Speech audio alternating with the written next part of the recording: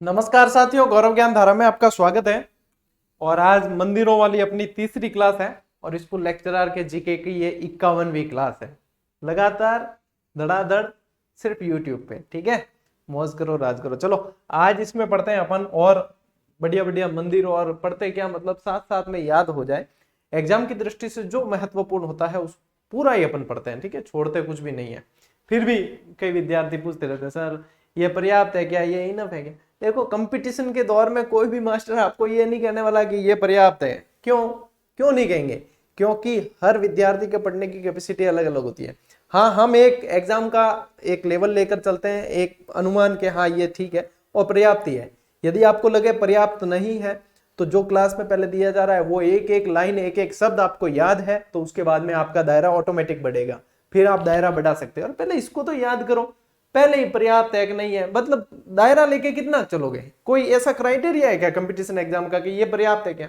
ये बच्चों वाले सवाल मत पूछा करो। बस क्या पर्याप्त है, गुरुजी कहते हैं पर्याप्त है तो बस लाइन फुल स्टॉप लगा दो। ऐसा कभी हुआ है कंपटीशन एग्जाम में? नहीं होता है। ठीक है, थोड़े से मैच्योर बन जाओ, बच्चों वाली हरकतें छोड़ दो। ठीक है, चलो आज आपको बढ़िया बढ़िया मंदिरों के दर्शन और करूं। सबसे पहले तिरुपति बालाजी के दर्शन करवाता हूं। तिरुपति बालाजी का मंदिर वैसे अपन मुख्य मंदिर जो देखते हैं अपन साउथ के अंदर है। ठीक है, और साउथ वाले मंदिर को जो ट्रस्ट चलाता है वही मंदिर यहाँ के वही ट्रस्ट जो है यहाँ के मंदिरों का संचालन भी करता है। वैसे अपने यहाँ पे जो तिरुपति बालाजी का मंदिर है वो कहाँ है? सुजानगढ़ चूरू के अंदर है। कहाँ है? सुजानगढ़ चूरू में। और 1994 में ये निर्मित हुआ है। इसे भी देखो वेंकटेश फाउंडेशन ट्रस्ट द्वारा चलाया जाता है, जो दक्षिण भारत के स्थापत्य कला का विशेषज्ञ डॉक्टर एम नागराज और डॉक्टर वेंकटाचार्य की देखरेख में बना था। यानी कि इसका संचालन वहीं से होता है। अच्छा, जैसे कि मैं आपको मावल वाले मंदिर के बारे में बताऊं, तिरुपति बालाजी का मंदिर मावल उदयपुर आबू रोड में पड़ता है। ठीक है ना, तो आबू रोड कहाँ है? सिरोही जिले के अंदर। मावल आबू रोड में पड़ता है। इसका संचालन भी दक्षिण भारत में जो मंदिर का संचालन करता है वही ट्रस्ट करता है।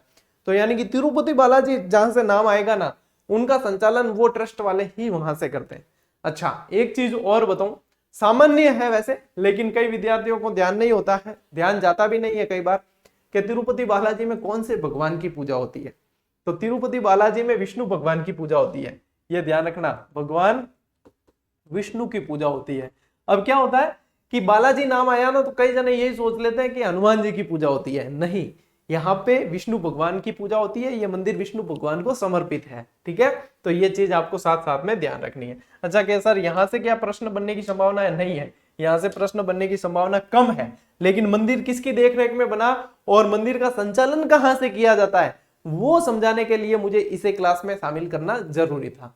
ये क्लास में शामिल करना जरूरी भी था, लेकिन आप इसको इजी वे में पढ़े, यहां से ही प्रश्न बनेगा ये बहुत कम चांस है। ठीक है, चलो एक ये विशेष नोट करके मैंने डाला है कि तिरुपति बालाजी जैसा ही मंदिर सिरोही के मावल में भी है। और सिरोही क्या, इसको आबू रोड समझे आप। ठीक है, कहाँ? आबू रोड समझे आप। सिरोही क्या, आबू रोड ही समझो। आबू रोड के अंदर वहीं पड़ता है, गुजरात के बॉर्डर पे है। ठीक है ना, फिर वहां से गुजरात की बॉर्डर शुरू हो जाती है। मावल, ये मावल वाले तिरुपति बालाजी के मंदिर तो मैं गया भी हूँ। चूरू में कभी जाने का मौका मिला नहीं, हो सकता है भविष्य में बालाजी का हुक्म हो और दर्शन करने को मिले। बाकी ये मावल वाला मैंने देखा हुआ है। ठीक है, बढ़े आगे। अब चलते हैं सालासर बालाजी। यहाँ पे देखो ये मतलब ये मंदिर देख लेना आप तिरुपति बालाजी का। ये कैसा है? देखो, शिखर शिखर बना हुआ है। यानी कि दक्षिण भारत में जो द्रविड़ शैली के मंदिर होते थे वो शिखर नुमा होते थे। अपन ने पहली क्लास में क्लियर किया इस चीज को। तो यहाँ पे ये भी आप लोगों को पता चल जाएगा कि हाँ, ये दक्षिण भारत से शैली इसकी जुड़ी हुई है। ठीक है, आओ सालासर बालाजी आओ। पहला तो हाथ जोड़ दो, सालासर बालाजी अटके। बालाजी के शीश की पूजा में, बालाजी के शीश की पूजा होती है। देखो, शीश की पूजा दो मंदिरों में आपको ध्यान रखना है। एक तो आपको ध्यान रखना है यहाँ, ठीक है, सालासर बालाजी चूरू के अंदर। एक खाटू श्याम जी का मंदिर जो अपन पढ़ते हैं सीकर के अंदर। ठीक है, रेवासा सीकर के अंदर। वहां सीकर के अंदर जो खाटू श्याम जी के मंदिर में पूजा होती है वो भी शीश की पूजा होती है। वो बर्बरीक के शीश की होती है, जिन्हें शीश का दानी कहा जाता है। और जिन्हें अवतार मतलब जिन्हें मतलब वरदान किसने दिया था? कृष्ण भगवान ने, यानी विष्णु भगवान ने ही वरदान दिया था। ठीक है, कि कलयुग में आपकी पूजा होगी, है ना, मेरे नाम से होगी। ये बर्बरीक को वरदान दिया था। आगे आएगा तब मैं बताऊंगा, ये मंदिर भी जब आपने पढ़ने में आएगा तब। तो क्योंकि शीश आया ना, तो दो जगह आपको ध्यान रखना होता है कि यहाँ पे ये है, ठीक है। चूरू के अंदर है हनुमान जी के शीश की पूजा होती है और मूर्ति खेत में मोहन जी को मिली थी। मोहन जी तो गुरु जी के थे, यूं कह रहे हैं जाने के दोस्त है, मोहन जी नाम ना मेरे दोस्त भी गणा है, लेकिन मोहन जी को मिली थी। मोहनलाल यहाँ पे खेती करते हुए, इनको हल चलाते हुए ये मूर्ति मिली थी, और ये दाढ़ी मूछ वाले हनुमान जी की मूर्ति है। देखो यहाँ पे आप देख भी सकते हो, दाढ़ी मूछ वाले हनुमान जी है। माता अंजनी का मंदिर भी यहाँ बना हुआ है। हनुमान जी की माता का नाम क्या था? माता अंजनी। अच्छा, माता अंजनी का एक और मंदिर है, साथ साथ में लिंक कर रहा हूं मैं, क्योंकि ये चीजें हैं दिमाग में उठती है, ठीक है। तो कई जने तो क्या है कि कुशाग्र बुद्धि के होते हैं, वो तो सीधे पता लगा लेते हैं कि हाँ ये चीजें हमने पढ़ रखी है, तो लिंक हो जाता है। कई जने मेरे जैसे मंद बुद्धि के होते हैं, उनके दिमाग में विचार चलता ही रहता है कि यार माता अंजनी का यहाँ बताया, एक और हमने पढ़ा था, कहाँ पढ़ा था। इस सोच के चक्कर में आधा घंटा निकल जाता है और मिलता नहीं है। तो मैं साथ साथ में बता दूं ऐसे विद्यार्थियों को भी कि माता अंजनी का जो मंदिर आप पढ़ते हैं एक और, वो कहाँ है? करौली के अंदर है। कहाँ है? करौली के अंदर। जो कैला मैया का मंदिर है, उनके पास ही माता अंजनी का भी मंदिर है, हनुमान जी का भी मंदिर है, और उन्हीं हनुमान जी को लांगुरिया, वहां के स्थानीय लोग लांगुरिया कहते हैं।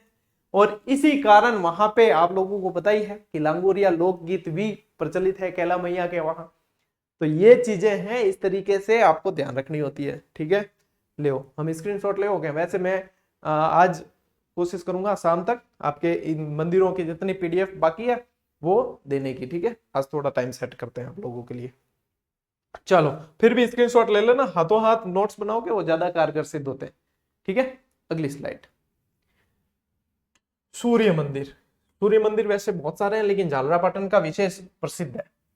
सूर्य मंदिर झालरापाटन। देखो झालरापाटन को क्या कहा जाता है? सिटी ऑफ बेल्स, यानी कि घंटियों का शहर। घंटियों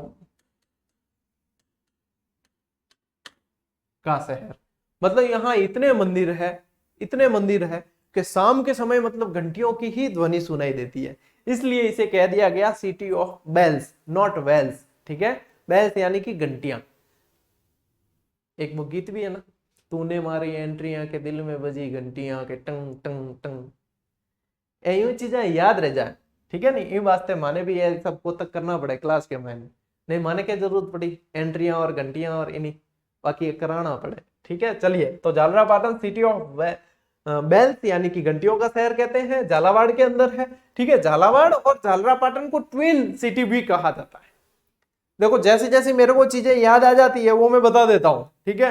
अब आप कितना लिख लेते हो ये आप लोगों की मेहनत पे डिपेंड है कि आप एक तो ये नेचो धार देखा कि हाँ आपा की मूवी देख रही, ठीक है, आराम गुरु जी करे बात बता रही आपा के आराम देखना कहीं नहीं लिखा, बाद में वैकेंसी अब आई थोड़ी है, बार आई या तो माहौल बनी धीरे लिखा। एक तो नेचे वे नेचे यूं बैठा रहे, ठीक है। और एक है जिसको कि हाँ सर ने बताया हमें लिखना है, सर ने बताया हमें लिखना है, तो आपकी पढ़ने की प्रवृत्ति जैसी होगी आप उतना ही जल्दी सीखोगे, ठीक है। बाकी नेचेदार के हाँ गुरुजी आगे देखते हैं तो बस वही है, ठीक है। तो नेचे वाली प्रवृत्ति कामरी कौन है। चलो आओ क्लास पे।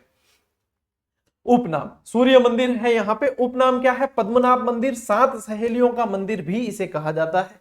ये खजुराहो शैली में बना हुआ है। अब खजुराहो वाले देखो मंदिर बहुत आते हैं, ठीक है ना, एग्जाम में भी बहुत पूछे जाते हैं।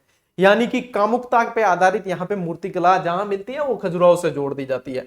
अच्छा, घुटनों तक जूते पहने हुए सूर्य देवता की यहाँ पे मूर्ति है। और यहाँ के मतलब मंदिर की ये यूं कह सकते हैं कि कोणार्क का जो सूर्य मंदिर है उड़ीसा वाला, उसकी कुछ न कुछ छवि यहाँ पे देखने को मिलती है। इस मंदिर की वहां से तुलना की जाती है। तो ये सारी चीजें आप लोगों को ध्यान रखनी है, ठीक है। और शीतलेश्वर महादेव जी चलते हैं, ठीक है। सूर्य मंदिर के बाद जब अपन झालरापाटन घूम ही रहे हैं तो झालरापाटन में फिर गए तो शीतलेश्वर महादेव मंदिर भी देख के आए, क्योंकि इसकी भी बड़ी महत्ता है। इसकी महत्ता इसलिए बढ़ जाती है क्योंकि ये पहला तिथि अंकित, यहाँ पे एक शब्द जोड़ना, ज्ञात तिथि अंकित। ये ज्ञात जोड़ने से क्या हो जाएगा क्या पता, हो सकते हैं और भी तिथि अंकित मंदिर, लेकिन ज्ञात पहला यही है, ठीक है। तो पहला, अब मंदिर में तिथि भी कितनी बढ़िया लिख रखी है, सिर्फ आपको 7 गायब करना है। क्यों गायब करना है 7 ये भी बताऊं, क्योंकि ऊपर अपन ने 7 सहेलियां तो यहाँ पे यूज कर लिया ना, ये याद रखने के हिसाब से आपको ध्यान रहेगा। तो 6, 7 गायब करना है, 8 और 9, तो ये तिथि आपको याद रह जाएगी कि 7 क्यों गायब करना है, 7 ऊपर लिखवा दिया तो दोनों जगह 7 आवे कौन, ठीक है, तो इसलिए ये गायब कर देना।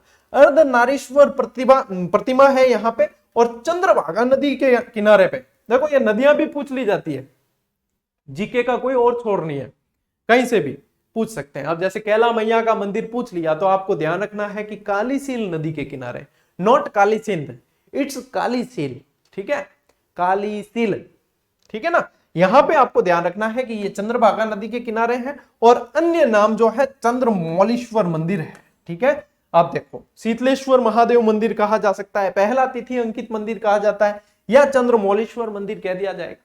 या आपको पूछेंगे कि इसकी तिथि क्या थी, तो आपको 7 गायब करना है, 6, 8, 9, ठीक है, 6, 8, 9 ज्ञात तिथि। और महादेव जी पूजिया है हमारा, तो महादेव जी के पुत्र जो गणेश जी है अणे भी याद करना जरूरी है। और गणेश जी का प्रसिद्ध से प्रसिद्ध मंदिर जो है वो रणथंभौर वाला है। रणथंभौर कहाँ है, सवाई माधोपुर के अंदर, जो रणथंभौर अभ्यारण्य भी है इसके अंदर ही स्थित है। गणपति के मुख की पूजा होती है। अब गुरु जी माने याद क्या रहे कि मुख की पूजा होती, फोटो देख लो भाई, फोटो भी तो शामिल करियो है भाई, इनो ज्यादा इनोवेटिव क्या हो सके, ठीक है। एक तो पहला अपार जो साल भर पहला क्लास चलती वहां प्लान बोर्ड मत भी 4 भी फोटो सेट नहीं कर सकता, इन फोटो आधो तो थे ही याद रख लो, ठीक है। और आधा जी को मैं क्लास के बीच में कोतक करानी वो याद रह जाता ने कि हाँ अटियूं कयो, तो कुल मिलाकर अपार मतलब गाड़ी पार निकल जाए, ठीक है।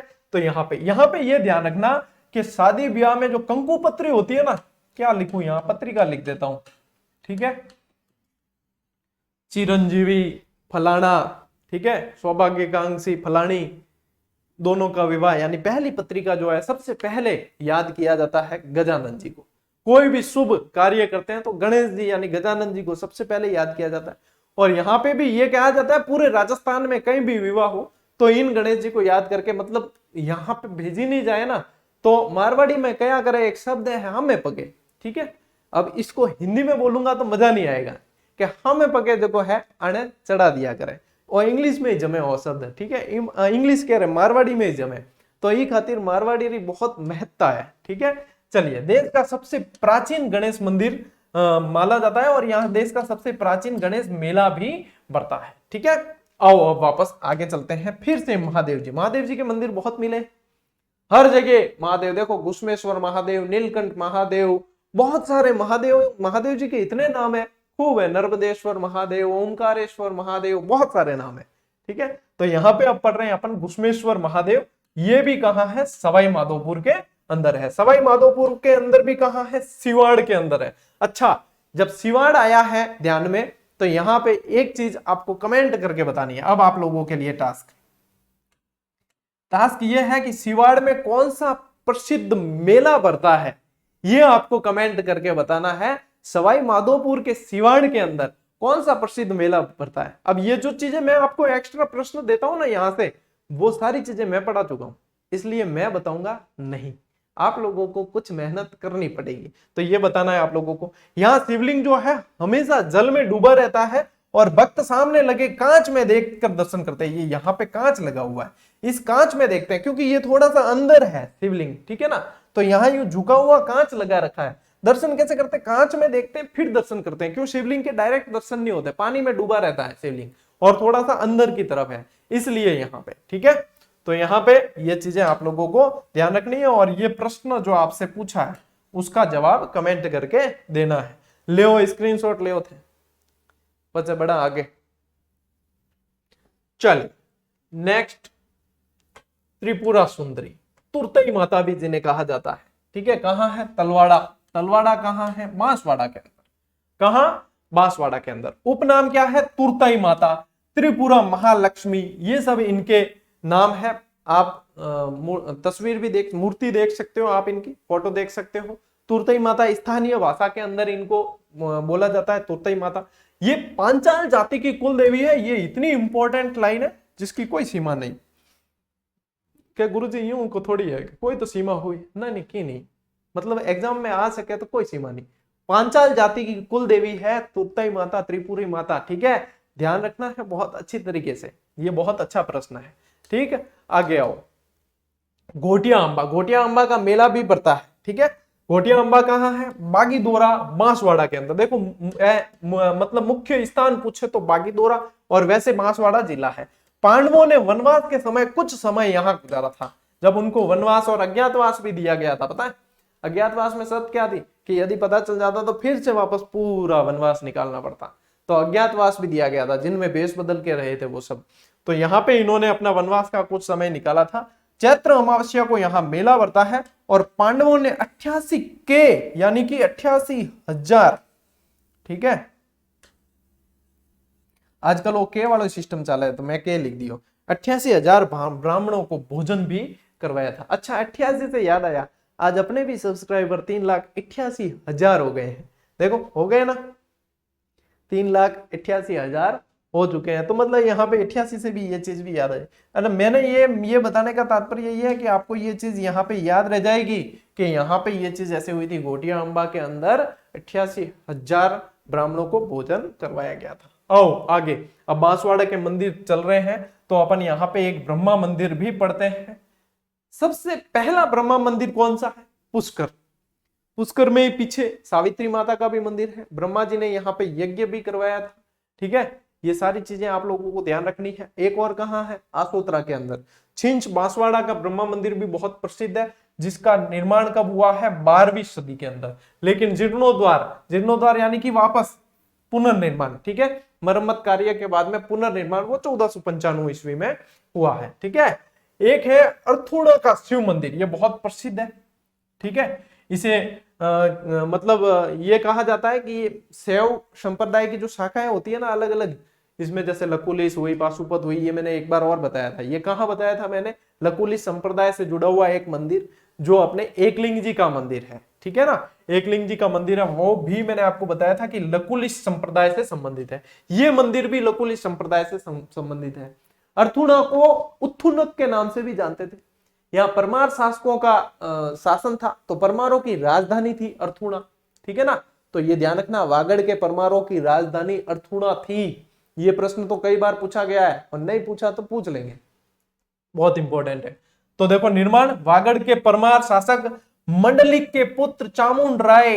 अरे रे रे रे रे रे, इतना इंपॉर्टेंट सवाल क्यों इंपॉर्टेंट कह रहा हूं पता है? एक विद्यार्थी ने कमेंट किया था, देखो परीक्षा इतनी होती है, याद नहीं रहता मुझे कि कौन सी परीक्षा में आया, लेकिन साल भर के अंदर की बात है, एक 6 साल भर तो छोड़ो, 6 महीने के अंदर अंदर की बात है। एक विद्यार्थी ने कमेंट किया था, जब मैंने पहले मंदिर की क्लास ली थी एक बार, तब कि सर आज ये चामुंडराय वाला सवाल आया एग्जाम के अंदर, और मैंने सिर्फ आपकी क्लास से पढ़ा। अच्छा, मैं क्या कह रहा हूं उसको सुनना। उसने कहा कि मैंने सिर्फ आपकी क्लास से पढ़ा। अच्छा, मैं वो कौन कह रही हूँ कि सिर्फ मैंने ही पढ़ाया है इसे? ऐसा नहीं है, और भी पढ़ाया होगा, और जगह भी देखने को मिलता है, पढ़ने को मिलता है। उस विद्यार्थी ने मेरे से पढ़ा था ये, तो उसने कहा कि सर मुझे बाकी कहीं पढ़ने को नहीं मिला, मैंने सिर्फ आपकी क्लास से पढ़ा और मेरा ये सही हो गया। तो यानी कि इसकी महत्ता तो है, ये इंपॉर्टेंट है ना, महत्वपूर्ण है, तो इस पे इंपॉर्टेंट का ये टैग लगना तो बनता है। तो इंतजार किस बात का कर रहे हो? आपको भी लगाना है, ठीक है ना, क्योंकि इसका निर्माण किसने करवाया ये इंपॉर्टेंट हो जाता है। ठीक है, आओ आगे किराड़ू चलें। अब वैसे राजस्थान का जो खजुराहो कहते हैं ना, वो किराड़ू मंदिर को कहा जाता है। इसका पुराना नाम किरातकूप था, ठीक है। इसको किरातकूप के नाम से जानते थे, किराड़ू कहा जाता। बाड़मेर के अंदर है, हाथमा गांव के पास में ये बना हुआ है, ठीक है। अच्छा, मैंने यहाँ पे गांव का नाम नहीं लिखा क्या? तो आप लिख लेना, गांव का नाम था हाथमा। हाथमा था नहीं है, ठीक है। बाड़मेर, अच्छा लिखा हुआ है नहीं, ये देखिए कौन, हाथमा गांव है, ठीक है। उपनाम क्या है? राजस्थान का खजुराहो। खजुराहो एक ग्रुप ऑफ टेम्पल्स है, ठीक है। वैसे कहाँ है? छतरपुर के अंदर।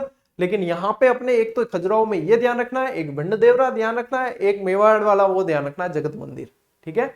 जगत अंबिका, मेवाड़ का खजुराहो। तो यहाँ पे देखो, परमार शासकों की राजधानी रहा है किराड़ू भी, किरातकूप के नाम से प्रसिद्ध था। यहाँ पे भी 5 मंदिर है, लेकिन उसमें सबसे प्रसिद्ध जो है वो सोमेश्वर शिव मंदिर है। क्या गुरु जी कट लिखियोड़ो अगली स्लाइड में थे, पहला स्क्रीनशॉट ले, मैं बताऊं था, ले लियो। चलो ये देखो, यहां भी 5 मंदिर है। 5 मंदिर है, जिसमें से 4 जो है वो शिव मंदिर है और एक है विष्णु मंदिर, जिसमें से सबसे बड़ा और सबसे सुंदर जो है ना, वो सोमेश्वर मंदिर है। ठीक है, सबसे बड़ा और सबसे सुंदर ये जो आप देख पा रहे हो ये यही है, किराड़ू मंदिर है। यहाँ पे क्या है, क्यों कहते हैं इसको खजुराहो, कि काम सूत्र पर आधारित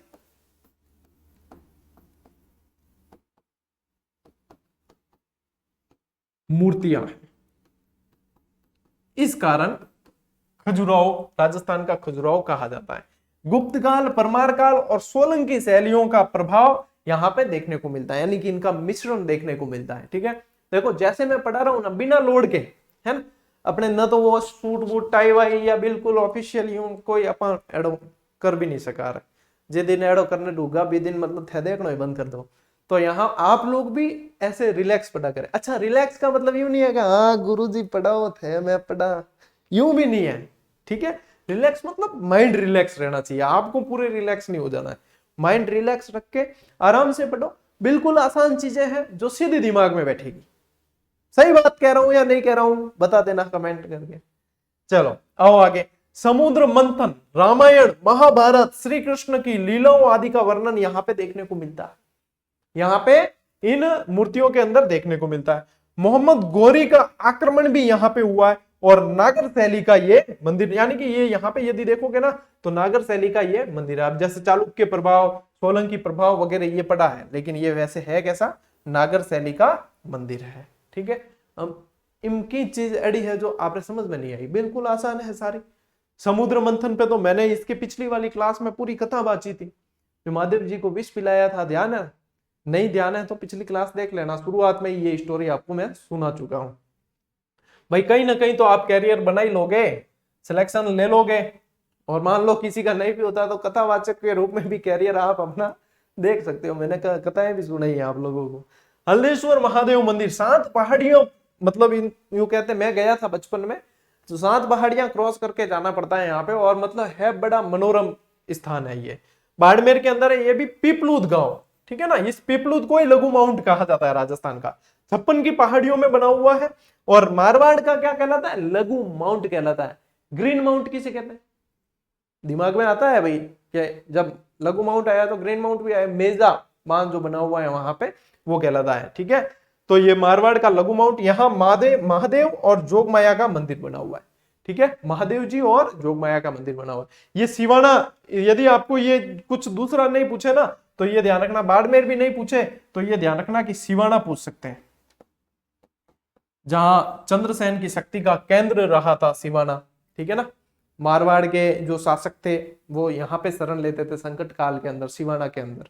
ठीक है, आप लोगों को शरण नहीं लेनी, आप लोगों को स्क्रीनशॉट लेना है, ले सबसे बड़ा आगे। चलो भैया अगली स्लाइड क्या है, अगली स्लाइड है खजुराहो से आगे चले तो मिनी खजुराहो, यानी कि बंडदेवरा का शिव मंदिर। देखो महादेव जी के मंदिर है ज्यादातर, हर हर शंभू, और अभी तो शंभू मतलब हमारे शंभू महाराज के ही दिन है, अभी तो भोले भंडारी के ही है, चौमासा तो पूरा ही। ठीक है, तो ये मंदिर कहाँ है, किशनगंज 12 के अंदर है।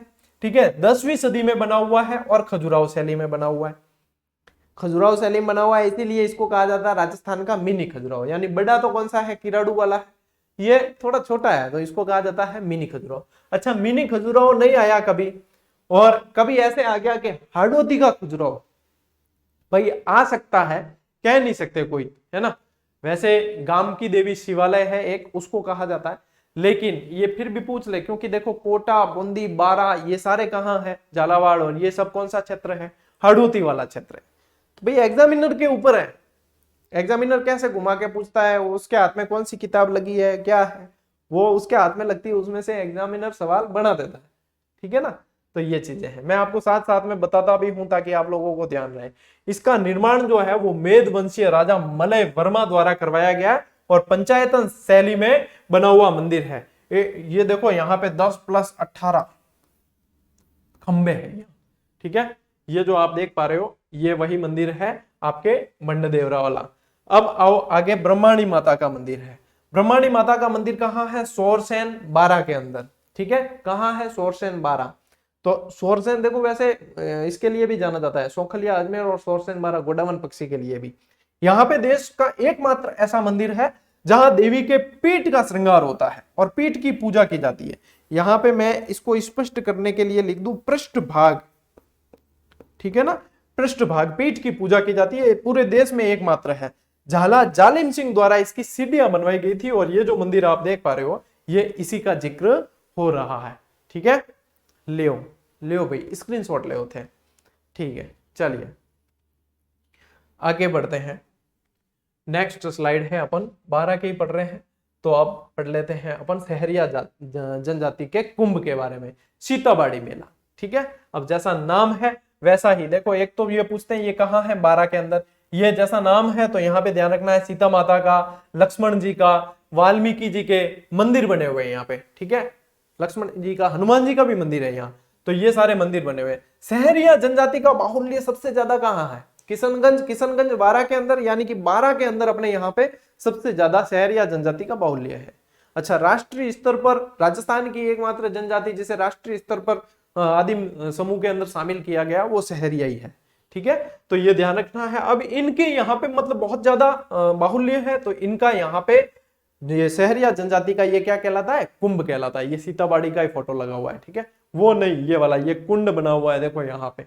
ठीक है, तो ये ध्यान रखना है। अब ज्येष्ठ अमावस्या को इसका मेला पड़ता है जिसे सहरिया जनजाति का कुंभ कहा जाता है। ठीक, यहां तक ध्यान रखना है। आओ आगे भरतपुर चलते हैं। गंगा मंदिर कहाँ है? भरतपुर। देखो, दो रियासतें, भरतपुर और धौलपुर, ये जाट रियासतें थी। कैसी थी? जाट रियासत, यानी कि यहाँ के जो शासक थे वो जाट थे। सूरजमल जाट, जाटों का अफलातून शासक कहा जाता है जिसे। ठीक है, बहुत प्रसिद्ध। ये मंदिर जो है हिंदू, बौद्ध और मुगल शैली में बना हुआ है और निर्माण करवाया है 1846 में बलवंत सिंह जी द्वारा निर्माण करवाया है। 1937 में ब्रजेंद्र सिंह द्वारा गंगा मूर्ति स्थापित की गई इसके अंदर। ठीक है, मंदिर का निर्माण तो करवाया 1846 और गंगा जी की मूर्ति लगाई है वो ब्रजेंद्र सिंह जी ने लगाई है। अच्छा, गंगा जी की और यमुना जी की मूर्ति रूप यदि कहीं से देखने को मिला है ना, यदि कोई युग है तो उसे कहा जाता है गुप्त काल। गुप्त काल के अंदर गंगा जी और यमुना जी मूर्ति रूप में देखने को मिले हैं। उसके बाद में तो फिर कई जगह मूर्तियां बनी है, तो ये। ठीक है, इसके बाद में आओ आप उषा मंदिर। ये जो फोटो आप देख पा रहे हो ये उषा मंदिर बयाना वाला यही है। तो कहाँ है? बयाना, भरतपुर के अंदर। ठीक है, नील के लिए प्रसिद्ध था। ठीक है ना, नील के लिए बहुत प्रसिद्ध था। और आपको बताइए खानवा युद्ध से पहले कौन सा युद्ध हुआ था? बयाना का युद्ध। निर्माण राजा महिपाल की रानी चित्रलेखा द्वारा। अच्छा, एक चीज यहां पे मैं आप लोगों को कहना चाहूंगा कि मंदिर जितने भी बनाए हैं ना, उसके अंदर जितने जितने निर्माण लिखे हुए हैं वो सारे आपको याद करने ही है। क्योंकि आजकल प्रश्न निर्माण से, देखो पहले स्थान से बनते थे सिर्फ कि कहाँ है कहाँ है कहाँ है, अब ये पूछते हैं किसने बनाया किसने बनाया किसने बनाया, ज्यादातर अब निर्माण से संबंधित है। तो अपन को एग्जामिनर की सोच से सोचना है, अपन को एग्जामिनर की सोच से भी आगे का सोचना है, तब अपन सिलेक्शन ले सकते हैं। ठीक है, मैं आपकी हेल्प करता हूं ऐसी थोड़ा सा सोचने के मामले में, बाकी सोचना आपको ही है। इसे उषा मस्जिद के रूप में बदलाया गया, कहते भी है ना उषा मस्जिद, तो वैसे ये उषा मंदिर था, इसको फिर बाद में तोड़कर थोड़ा बहुत जो है इसमें अल्ट्रेशन करके उषा मस्जिद के रूप में बदला गया। लक्ष्मण मंदिर, ये भी भरतपुर के अंदर, स्पेशली पूछते हैं तब ध्यान रखना है कि भरतपुर के अंदर है। ठीक है, पुराना जो मंदिर था वो राजा बदन सिंह ने बनवाया था और नया मंदिर राजा बलदेव सिंह ने बनवाया है। और भरतपुर के जाटों के कुल देवता कहलाते हैं लक्ष्मण जी। ठीक है ना, अब इस मंदिर से संबंधित यही तथ्य आप लोगों को ध्यान रखने थे और अच्छे से ये याद कर पाते हो। इसके अलावा तो फिर बाद में मिक्स होने लगते हैं। ठीक है ना, इसलिए मैं इन चीजों का बहुत ध्यान रखता हूं कि आप लोगों को क्या पढ़ना है और क्या, भाई छोड़ना तो नहीं कह सकता मैं, लेकिन क्या आपको विशेषता याद रखनी ही है। ये याद रह गई, उसके बाद में आप दायरा बढ़ा सकते हो। पहले इतना तो याद हो, क्योंकि सिर्फ जीके थोड़ी पढ़ना है, सब्जेक्ट भी तो पढ़ना है, सब्जेक्ट भी पढ़ना है, जीके के अंदर भी तो बहुत सारी चीजें पढ़नी है और वैसे सब्जेक्ट भी पढ़ना है। तो एक लेवल और प्रश्न, अब मुझे जो पूछते हैं ना सर ये पर्याप्त है या नहीं है, वो प्रीवियस ईयर के क्वेश्चन देखा करो, पिछले सालों के क्वेश्चन देखो, आपको खुद इसका आंसर मिल जाएगा कि ये पर्याप्त है या नहीं है। वो हर चीज जो है ना, अब मुझसे पूछोगे तो शायद आपको फिर कहो गुरुजी मैं इतनी बार पूछियो थे जवाब कौन दो, यूं थोड़ी चले। अरे भैया समझा थोड़ा। ठीक है, ले स्क्रीनशॉट ले, बड़ा आ गया, मन लागे शायद।